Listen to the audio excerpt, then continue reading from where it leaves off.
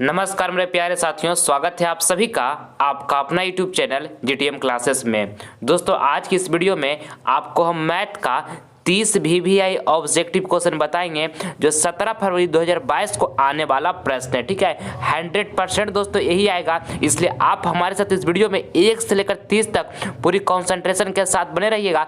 प्रत्येक प्रश्न को मैं आपको काफी शानदार तरीके से समझाऊंगा कि एक बार में आपको माइंड में फिट हो जाएगा। ठीक है, ये 30 में से बहुत सारे जो प्रश्न होंगे मेरे प्यारे साथियों, आपको 17 फरवरी को पेपर में सेम टू सेम जाकर छपेगा। ये मेरा 100% गारंटी है, इसलिए इस वीडियो को आप शुरू से लेकर अंत तक जरूर देख लीजिए। एक भी प्रश्न आप स्किप नहीं कीजिएगा। ये वीडियो जो है 17 फरवरी के लिए काफी महत्वपूर्ण साबित होगा। ठीक है, तो आइए हम वीडियो का स्टार्ट करते हैं। देखिए पहला प्रश्न, दो लगातार विषम संख्याओं का मस्सा कितना होगा। दोस्तों काफी महत्वपूर्ण है, आपके फाइनल बोर्ड परीक्षा के लिए पहला नंबर प्रश्न। आपको बताना है कि दो लगातार विषम संख्याओं का मस्सा कितना होगा। तो पहले ये बताइए कि दो लगातार विषम संख्या हमारा कौन है। तो एक हो गया, इसके बाद कौन, 3 हो गया। ये दो लगातार विषम संख्या हमारा। ठीक है, इसका आपको मस्सा निकालना है। तो निकालिए मस्सा, इस तरह से निकालेंगे। लगाएगा तो कितना टाइम लगेगा, 3 टाइम लगेगा। यहाँ पे 3 आएगा, यहाँ पे कट जाएगा, यानी कि हमारा मस्सा कितना हो गया, इसका 1 हो गया। तो ऑप्शन नंबर यहाँ पे ए जो होगा बिल्कुल करेक्ट आंसर हो गया। ठीक है, समझ में आ गया। चलिए आगे बढ़ते हैं। दूसरा नंबर प्रश्न कहता है 45 तथा 60 का मस्सा है। दोस्तों ये भी प्रश्न आपके बोर्ड एग्जाम के लिए काफी महत्वपूर्ण है। देखिए आपको इसमें मस्सा निकालना है 45 और 60 का। तो निकालिए, यहाँ पे 60 लगाएंगे, कितना टाइम लगेगा, 1 टाइम में लगेगा। यहाँ पे 45 आएगा, फिर घटाइएगा तो कितना यहाँ पे आ जाएगा, 15 आ जाएगा। फिर यहाँ पे 45 जो है यहाँ पे आ जाता, उतर जाता है, समझ रहे होंगे। अब 15 तिया 45 होता है, यहाँ से कट जाएगा। ठीक है, तो हमारा एसीएफ इसका कितना आ गया, 15 आ गया। ठीक है, तो ऑप्शन नंबर यहाँ पे डी जो होगा बिल्कुल करेक्ट आंसर हो गया। चलिए अगला प्रश्न हम देख लेते हैं।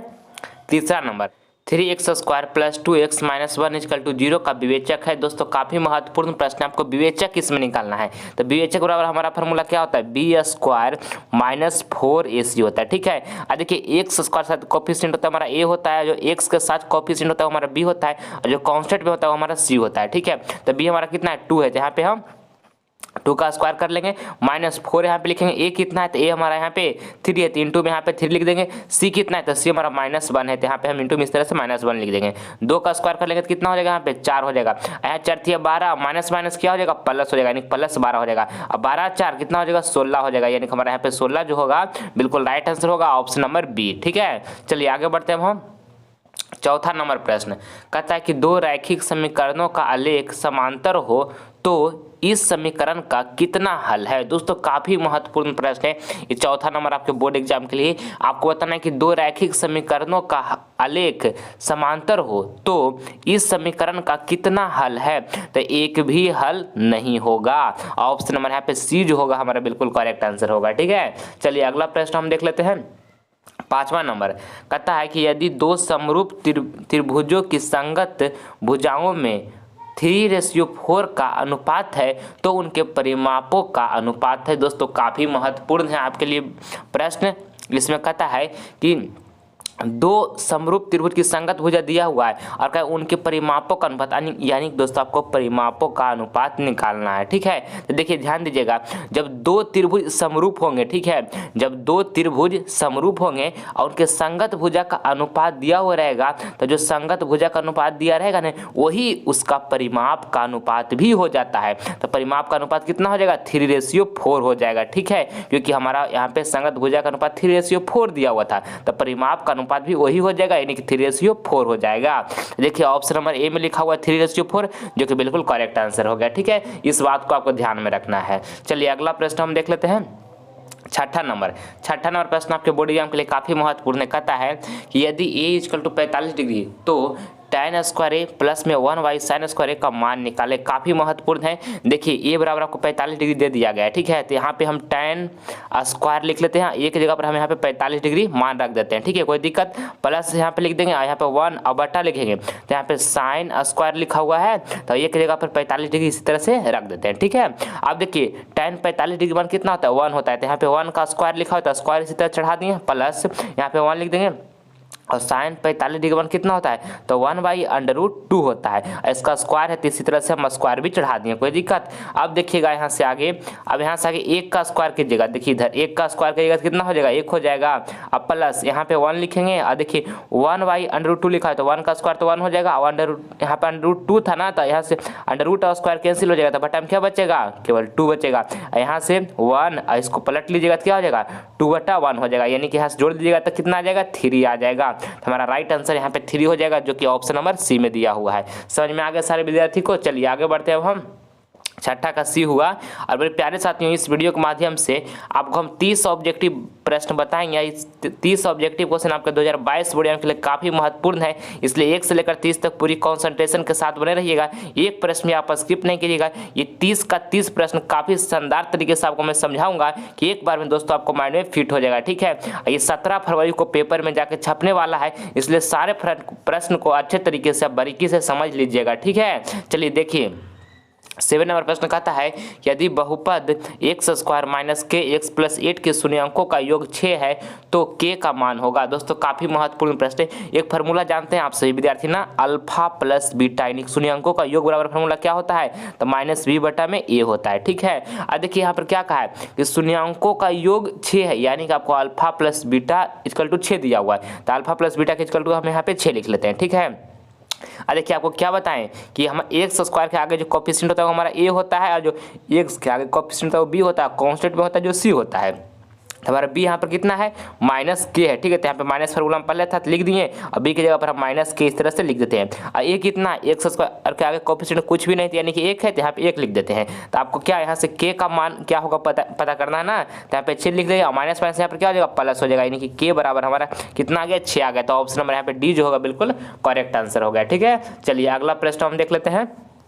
8 नंबर कहता है अर्धगोले के संपूर्ण सतह का क्षेत्रफल होगा। दोस्तों काफी महत्वपूर्ण प्रश्न है 8 नंबर प्रश्न। आपको ये प्रश्न को अच्छे तरीके से याद रखना। आपको बताना है कि अर्धगोले के संपूर्ण सतह का क्षेत्रफल होता है तो 3πr² होता है, 3πr² होता है, उसको याद रखना है। ऑप्शन नंबर यहाँ पे बी जो होगा हमारा बिल्कुल करेक्ट आंसर हो जाएगा, ठीक है। चलिए अगला प्रश्न हम देख लेते हैं। 9 नंबर कहता है एक पहिए का व्यास 40 सेंटीमीटर है तो 176 मीटर की दूरी तय करने में इसे कितने चक्कर लगाने पड़ेंगे। दोस्तों काफ़ी महत्वपूर्ण प्रश्न है 9 नंबर। देखिए एक फार्मूला होता है, फार्मूला पर बनेगा एक डी बराबर फार्मूला होता है, कहने मतलब डिस्टेंस बराबर फार्मूला क्या होता है, तो 2πrn होता है, ये फार्मूला होता है। और हमारा यहाँ पर देखिए दूरी कितना दिया हुआ है, 176 मीटर दिया हुआ है, और हमको कितने चक्कर लगाने पड़ेंगे, यानी कि आपको एन यहाँ से निकालना है। तो दूरी यहाँ पर डिस्टेंस कितना दिया हुआ है, 176 मीटर दिया हुआ है, तो लिख देते हैं, यहाँ बराबर लिख देंगे 2, यहाँ पर पाई का मान कितना हो जाएगा 22/7, 22/7 लिख देंगे। और देखिए हमको व्यास यहाँ पे दिया हुआ है 40 सेंटीमीटर, तो यहाँ पर त्रिज्या कितना हो जाएगा 20 सेंटीमीटर, क्योंकि व्यास का आधा जो होता है त्रिज्या होता है, तो 20 सेंटीमीटर यहाँ पे हमारा कितना हो जाएगा त्रिज्या हो जाएगा, ठीक है। यानी कि आर यहाँ पर इंटू में एन तो हमको निकालना ही है, कितने चक्कर लगाने पड़ेंगे।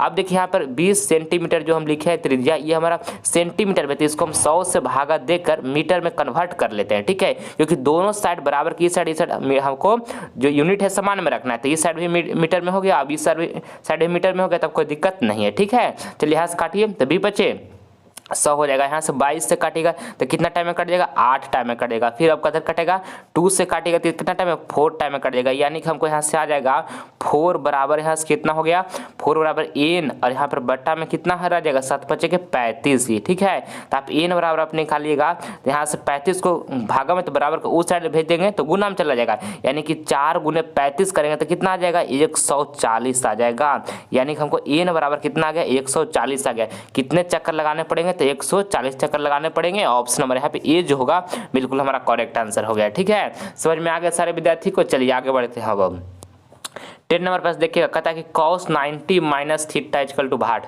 दोस्तों आपको बताना कि cos 90 डिग्री - थीटा = भाट, तो क्या होता है sin थीटा होता है। आपको इसको याद रखना है कि cos 90 - थीटा sin थीटा होता है। ऑप्शन नंबर यहाँ पे सी जो होगा बिल्कुल हमारा करेक्ट आंसर हो जाएगा, ठीक है। चलिए अगला प्रश्न हम देख लेते हैं। 11 नंबर कहता है कि जब एपी के प्रथम पद 2 तथा सार्वंतर 3 हो तब एपी के 3 पद होंगे। दोस्तों काफ़ी महत्वपूर्ण प्रश्न, 11 नंबर आपके बोर्ड एग्जाम के लिए। देखिए कहता है एपी के प्रथम पद यहाँ पे 2 दे दिया है और सार्वंतर 3 दे दिया है। कहता है तब एपी के 3 पद होंगे। तो देखिए प्रथम पद तो हमारा 2 यहाँ पे मालूम है, ये है, और आगे हमको 3 पद तक आपको पता करना है। तो हमारा सार्वंतर कितना है, 3 है, तो 2 में 3 जोड़ दीजिएगा, कितना हो जाएगा, 5 हो जाएगा। फिर से 5 में 3 जोड़ दीजिए तो कितना हो जाएगा, 8 हो जाएगा। यानी कि 3 पद हमारा कौन होंगे, 2, 5, 8 होगा। कौन ऑप्शन में लिखा हुआ है, 2, 5, 8 बी में लिखा हुआ है। तो ऑप्शन नंबर यहाँ पे बी जो होगा बिल्कुल करेक्ट आंसर हो जाएगा। ठीक है, समझ में आ गया। चलिए अगला प्रश्न हम देख लेते हैं 12 नंबर।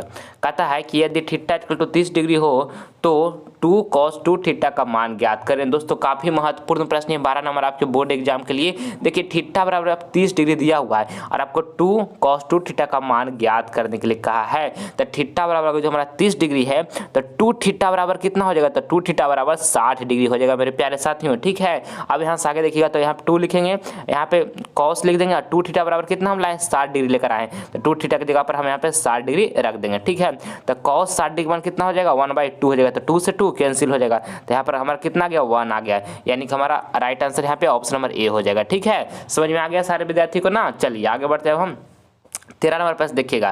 कहता है कि 21, 18, 15 डॉट डॉट डॉट का कौन सा पद शून्य है। दोस्तों काफ़ी महत्वपूर्ण प्रश्न है 13 नंबर आपके बोर्ड एग्जाम के लिए। देखिए आपको यहाँ पर कहा है 21, 18, 15 का कौन सा पद शून्य है, यानी कि आपको टीएन बराबर, बाबू टीएन बराबर दे दिया है 0। ठीक है, और आपको एन यहाँ से फाइंड करना है। क्या आपको फाइंड करना है, एन आपको यहाँ से फाइंड करना है। तो एक फार्मूला होता है टीएन बराबर, आप इसको याद रखिएगा। टीएन बराबर फार्मूला क्या होता है, तो ए प्लस n-1 और इंटू में क्या होता है, डी होता है। ये हमारा टीएन बराबर फार्मूला होता है। ठीक है, अब हमारा टीएन कितना दिया हुआ है, 0, तो यहाँ पे 0 रख देते हैं। और देखिए ए करने के बाद प्रथम पद कितना दिया हुआ है, 21 दिया हुआ है, तो यहाँ पे हम 21 लिख देंगे।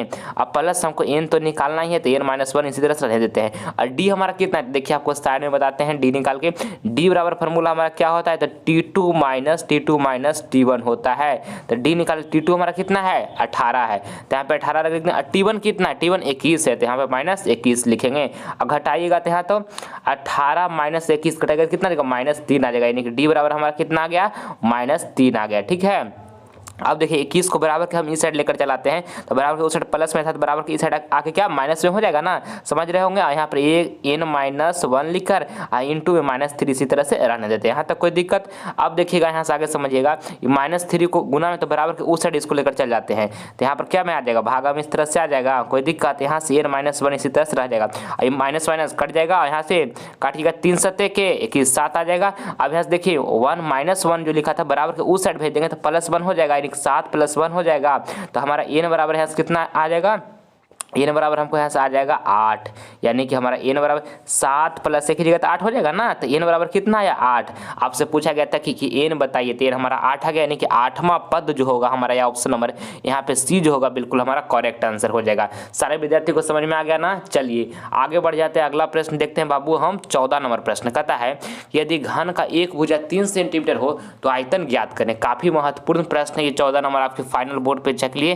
कहता है कि यदि घन का एक भुजा 3 सेंटीमीटर हो तो आयतन ज्ञात करें। तो देखिए घन का आयतन बराबर फार्मूला क्या होता है, तो भुजा क्यू होता है। ठीक है, क्या होता है, भुजा क्यू। तो भुजा क्यू इस तरह से हम लिख लिए। अब हमको घन का एक भुजा यहाँ पे कितना दिया हुआ है, 3 सेंटीमीटर दिया हुआ है, तो आयतन हम निकाल लेंगे। तो यहाँ से निकालिए आयतन, तो यहाँ पर कितना हमारा भुजा दिया हुआ है, 3 सेंटीमीटर। 3 सेंटीमीटर लिख कर यहाँ पे हम क्यू कर देंगे। अब आगे देखिएगा तो यहाँ पर लिखेंगे 3 सेंटीमीटर 3 बार क्यों ना है, तो 3 सेंटीमीटर हमको 3 बार गुना करना पड़ेगा, समझ गए बाबू। तो यहाँ से गुना कीजिएगा 3 तिया के 9 और 9 तिया के 27 और सेंटीमीटर 3 बार गुना कीजिएगा क्या हो जाएगा, सेंटीमीटर क्यू हो जाएगा। हमारा राइट आंसर यहाँ पर 27 सेंटीमीटर क्यू हो जाएगा। ऑप्शन नंबर सी यहाँ पे बिल्कुल करेक्ट आंसर हो जाएगा। ठीक है, और भूल से भी एग्जाम में बाबू 27 सेंटीमीटर स्क्वायर आंसर मत लगा कर आइएगा, हड़बड़ में गड़बड़ मत कीजिएगा। क्योंकि देखिए यहाँ पे सेंटीमीटर 3 बार गुना हो रहा है ना, तो सेंटीमीटर का पावर कितना होगा, 3 होगा। ठीक है,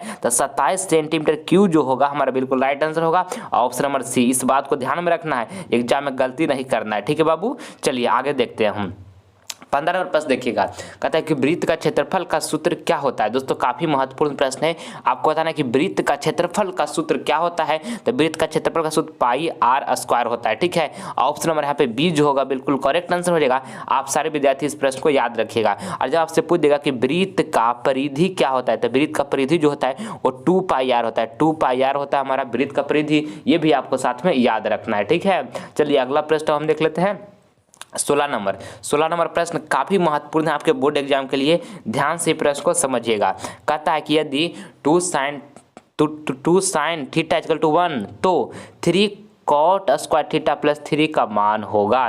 तो देखिए यहाँ पे इसको हम इस तरह से लिख सकते हैं, साइन थीटा बराबर 1/2, क्योंकि यहाँ पे गुना था 2 तो बराबर को उस साइड भेजेंगे तो भागा में हो जाएगा। तो यहाँ से थीटा बराबर हमारा कितना हो जाएगा, थीटा बराबर यहाँ से हमारा 30 डिग्री हो जाएगा, ठीक है।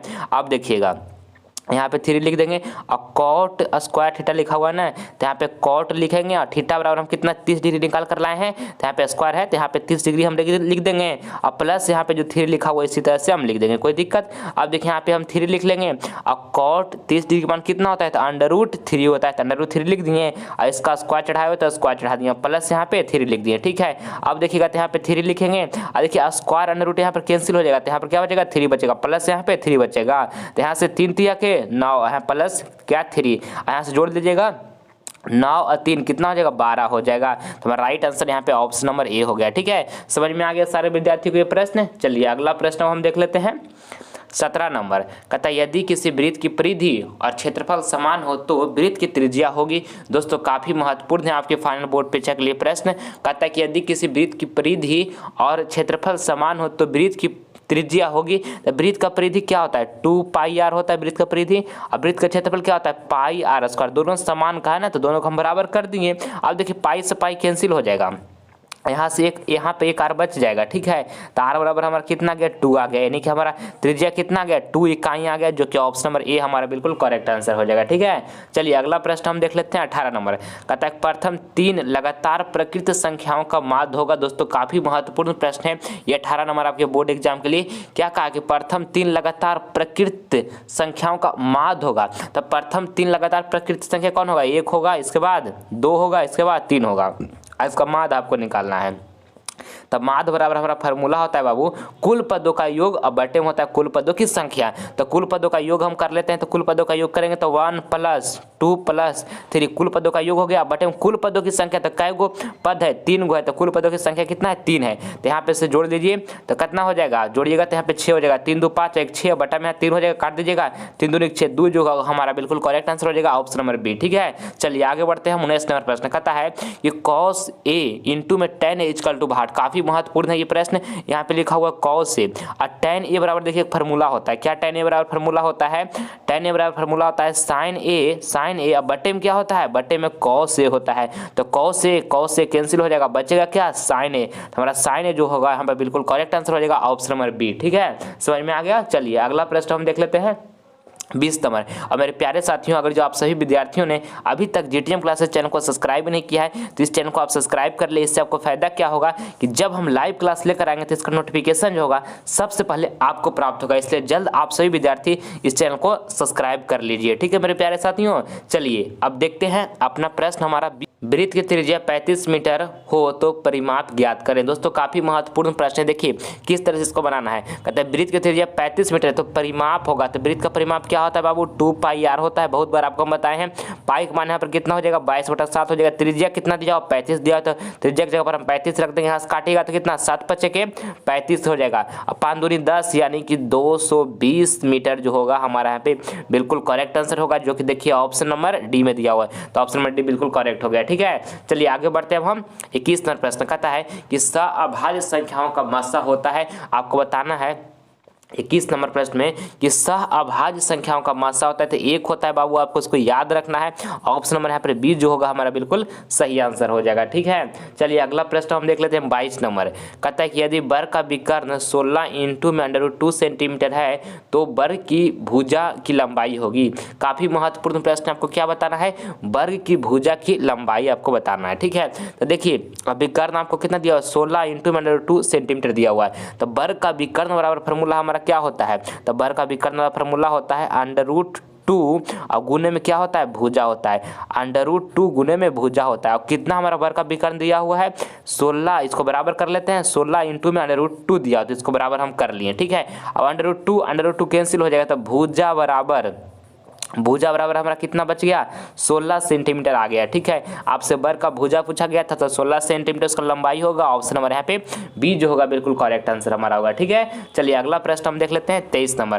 कहता है कि एक सिक्का को उछलाने पर पट आने की प्रायिकता होगी। दोस्तों काफी महत्वपूर्ण प्रश्न आपको बता रहा है कि एक सिक्का को उछलाने पर पट आने की प्रायिकता होगी तो 1/2 होगा, ठीक है। ऑप्शन नंबर यहाँ पर बी जो होगा हमारा बिल्कुल करेक्ट आंसर हो जाएगा। आप इस प्रश्न को अच्छे से ध्यान में रखिएगा, ठीक है। चलिए अगला प्रश्न हम देख लेते हैं 24 नंबर। कहता है कि निम्नलिखित में से कौन सबसे छोटी संयुक्त संख्या है। आपको बताना है प्रश्न में कि निम्नलिखित में से कौन सबसे छोटी संयुक्त संख्या है, तो 4 है, ठीक है। ऑप्शन नंबर यहाँ पे डी जो होगा हमारा बिल्कुल करेक्ट आंसर हो जाएगा। आप इसको याद रखिएगा कि निम्नलिखित में से सबसे छोटी संयुक्त संख्या कौन है, तो 4 है। ऑप्शन नंबर डी यहाँ पे बिल्कुल करेक्ट आंसर हो गया। चलिए अगला प्रश्न हम देख लेते हैं 25 नंबर। और मेरे प्यारे साथियों, अगर जो आप सभी विद्यार्थी का टारगेट है कि मुझे फाइनल बोर्ड परीक्षा में 480 प्लस मार्क्स प्राप्त करना है अब 2022 बोर्ड में, तो अब आपके पास समय बहुत कम बचा है। तो जितना आप पढ़ें उसको बार बार रिवीजन कीजिए बाबू। जो पॉइंट अभी तक ऑल सब्जेक्ट में ऑब्जेक्टिव सब्जेक्टिव जो भी आप पढ़ें उसको बार बार रिवीजन कीजिए। और एक बात को आपको ध्यान में रखना है, हिम्मत नहीं हारना है बाबू कि हमारा तैयारी नहीं हुआ है, साइंस नहीं पता चल रहा है, हिंदी नहीं, मैथ नहीं, हम क्या करें लास्ट टाइम में। ऐसा हिम्मत नहीं हारना है बाबू। अपने आप पर आत्मविश्वास रखना है, अपने आप पर कॉन्फिडेंस रखना है। आपके पास बहुत शक्ति है, बहुत क्षमता है, आप इस दुनिया में बहुत कुछ कर सकते हैं, ठीक है। इसलिए हिम्मत नहीं हारना कि हमारी तैयारी नहीं है, हम एग्जाम हमारा अच्छा जाएगा कि नहीं जाएगा, वो सब कुछ भी मत सोचिए बाबू। बस आप एक बात सोचिए कि जितना हम अभी तक पढ़ चुके हैं उन सभी पॉइंट्स को हम जल्दी सारा पॉइंट को रिवीजन कर जाएं। अब 2022 बोर्ड में काफी शानदार प्रदर्शन कीजिएगा। आपके माता पिता का आशीर्वाद आपके साथ बना है, आपका गुरु का आशीर्वाद आपके साथ बना हुआ है, तो डरने की क्या बात है। पूरी हिम्मत रखिए। आप तैयारी की है, 1 साल पढ़े हैं, तो डरिए मत बाबू। जाइए एग्जाम में शानदार प्रदर्शन कीजिए। हमारा आशीर्वाद आप सभी विद्यार्थियों को साथ बना रहेगा। आपके माता पिता का आशीर्वाद आपके साथ है, तो डरने की कोई बात नहीं है, ठीक है। जितना पढ़े हैं सारा पॉइंट्स को रिवीजन कर जाइए बाबू। 2022 बोर्ड में काफी शानदार प्रदर्शन कीजिए। और जिस दिन रिजल्ट आएगा उस दिन माता पिता की आंखों में खुशी के आंसू बहाना है। इस बात को आप बहुत बार हम आपको बता चुके हैं पहले, ठीक है। तो जो हम अपने आप से टारगेट अपना हम बनाए हैं उस टारगेट को मुझे अचीव करना है, ठीक है। जो हम लक्ष्य निर्धारित किए हैं उसको मुझे अचीव करना है, ठीक है। अगर जो आप सब्जेक्टिव का देखना चाहते हैं हमारा वीडियो, तो डिस्क्रिप्शन में लिंक मिल जाएगा या प्लेलिस्ट में भी जाकर आप देख सकते हैं। उसमें हम वही प्रश्न बताए हैं जो आपके 2022 बोर्ड एग्जाम के लिए काफी महत्वपूर्ण है। इसलिए एक बार जाने एग्जाम देने से पहले बाबू उन वीडियो को देख लीजिएगा, काफी मदद मिलेगा। अगर जो सब्जेक्टिव में आपको थोड़ा बहुत भी ऑल सब्जेक्ट का आपको बता रहे हैं दिक्कत होगा, तो डिस्क्रिप्शन में लिंक है या तो प्लेलिस्ट में हमारा जाकर आप देख सकते हैं। एग्जाम देने से एक बार देखकर उस वीडियो को जाइएगा बाबू, आपको काफी मदद मिलेगा 2022 बोर्ड एग्जाम में, ठीक है। और अपने अंदर कॉन्फिडेंस बनाने रखिएगा, हमेशा कॉन्फिडेंस को लूज नहीं कीजिएगा बाबू। आत्मविश्वास अपने आप पर रखिएगा। 2022 बोर्ड में काफी शानदार प्रदर्शन कीजिएगा और आपका आत्मविश्वास बहुत आपको बोर्ड एग्जाम में मदद करेगा, ठीक है। इसलिए अपने आप को हिम्मत को खोना नहीं है, ठीक है। चलिए देखिए 25 नंबर प्रश्न देखिएगा। कहता है 2, 10 और 20 के लसा और मसा का अनुपात है, काफी महत्वपूर्ण है। पहले हम लसा निकालते हैं, इसके बाद मसा का, दोनों का अनुपात निकालेंगे, ठीक है। तो यहाँ पे 2 है, इसके बाद क्या है 10 है, इसके बाद 20 है। इसका लसा निकालेंगे तो यहाँ 2 से लगाएंगे, कितना टाइम कटेगा, 1 टाइम में कटेगा। और यहाँ पे 2 बचे के 10, यहाँ पे 2 दहें के 20, और फिर कितना से लगेगा बाबू 5 लग जाएगा। यहाँ पे 1 हो जाएगा, यहाँ पे भी 1 हो जाएगा, यहाँ 5 दूनी के 10 हो जाएगा। अब 5 दूनी 10 या यहाँ पे 10 दूनी 20, यानी कि 20 हमारे तक क्या आ गया 2, 10, 20 का लसा आ गया। मसा यहाँ से निकालेगा तो 2 हो जाएगा, यहाँ पे 10 हो जाएगा। यहाँ से लगाए 2 बच्चे के कितना होता है 10 होता है, तो यहाँ से कट जाएगा।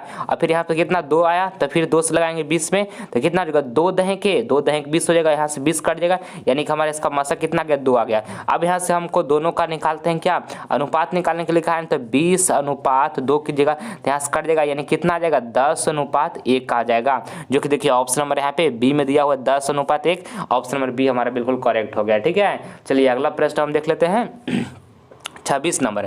कहता है कि यदि ए और बी 2 ऐसे न्यून कोण हो कि sin A = cos B, तब A + = भाट। दोस्तों काफ़ी महत्वपूर्ण है ये प्रश्न। कहता है कि A और B 2 ऐसे न्यून कोण हो कि sin A = cos B, तब A + ए प्लस बी का मान क्या होगा। तो देखिए न्यून कोण मतलब हुआ ना कि जिसका मान 90 डिग्री से क्या हो, कम हो, ठीक है। यानी कि ए और बी का ऐसा मान हमको जूम करना है कि 90 डिग्री से कम होना चाहिए, क्योंकि कह रहा है कि न्यून कोण ना, तो न्यून कोण किसको कहते हैं, जिसका 90 डिग्री से मान कम हो उसे कहते हैं, ठीक है। तो ए और बी का जो हमारा मान एज्यूम करना है बाबू 90 डिग्री से कम एज्यूम करना है, ठीक है। और आपको कंडीशन भी यहाँ दिया हुआ है, तो यहाँ से एज्यूम करते हैं ए बराबर हम यहाँ से मान लेते हैं 45 डिग्री, ठीक है। और बी बराबर भी यहाँ से मान लेते हैं 45 डिग्री। तो ये 90 डिग्री से कम है ना, यानी कि न्यून कोण है, ठीक है। तो कोई दिक्कत। अब हमारा कंडीशन दिया हुआ है, हम देख लेते हैं कि यहाँ पे सेटिस्फाइड हो रहा है कि नहीं। तो देखिए यहाँ पे हम कर देखते हैं ए बराबर कितना मान है 45 डिग्री, तो यहाँ 45 डिग्री लिख देते हैं बराबर यहाँ पे कॉस बी बराबर 45 डिग्री माने, तो यहाँ पर भी 45 डिग्री रख देते हैं। यहाँ पे देखिए साइन 45 डिग्री मान कितना होता है 1/√2 होता है, और कॉस 45 डिग्री मान भी 1/√2 होता है, यानी दोनों बराबर हो रहा है। यानी कि जो हम माने हैं ए और बी का मान वो बिल्कुल सही माने हैं।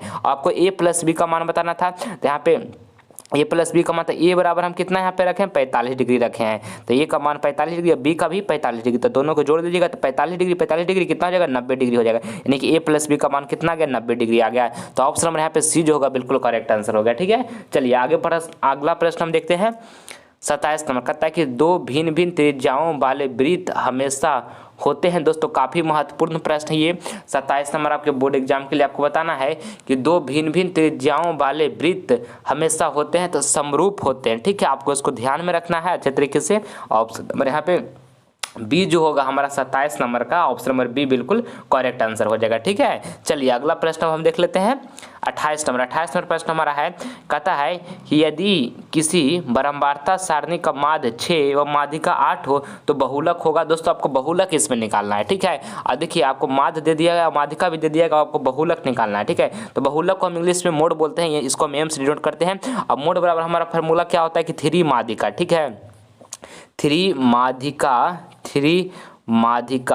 माध्यिका माइनस में यहाँ पे होता है, माइनस में होता है 2 माध्य, ठीक है। माइनस में होता है 2 माध्य। तो देखिए हमको मोड निकालना है, यानी कि बहुलक निकालना है, तो यहाँ से हम एम लिखते थे। यहाँ पे 3 माध्यिका हमारा कितना दिया बाबू, माध्यिका 8 दिया हुआ है, तो यहाँ पे इंटू में 8 लिख देंगे, और माइनस यहाँ 2 लिख देंगे। अब माध्य कितना दिया बाबू 6 दिया हुआ है, तो इंटू में माध्य यहाँ पे 6 लिख देंगे। अब यहाँ से मोड बराबर निकालेंगे तो 8 3 के 24 हो जाएगा, यहाँ पे 6 दूनी के 12 हो जाएगा। तो एम बराबर यहाँ से निकालेगा तो 24 माइनस कितना कीजिएगा 12 कीजिएगा, तो कितना देगा 12 आ जाएगा। हमको बहुलक यहाँ से मोड बराबर कितना ज्ञात हो गया 12, जो कि ऑप्शन नंबर बी में दिया हो, तो ऑप्शन नंबर बी यहाँ पे हमारा बिल्कुल करेक्ट आंसर हो गया, ठीक है। चलिए अगला प्रश्न हम देख लेते हैं 29 नंबर। कहता है इसमें कि बिंदु माइनस लिखा बिंदु, यहाँ पे लिखा हुआ -12 का -18 का भुज है। आपको इसमें भुज बताना है कि भुज कौन है। देखिए -12 जो लिखा हुआ है बाबू ये हमारा भुज है, तो ऑप्शन नंबर यहाँ पे जो ए होगा बिल्कुल हमारा करेक्ट आंसर हो जाएगा, ठीक है। आप इसको ध्यान में रखिएगा। और जब आपसे पूछ देगा कि इसमें ये कोटि कौन होगा, तो कोटि कौन होगा बताइए, -18 जो लिखा हुआ है ना ये कोटि हमारा हो जाएगा, ठीक है। इस बात को आपको ध्यान में रखना है।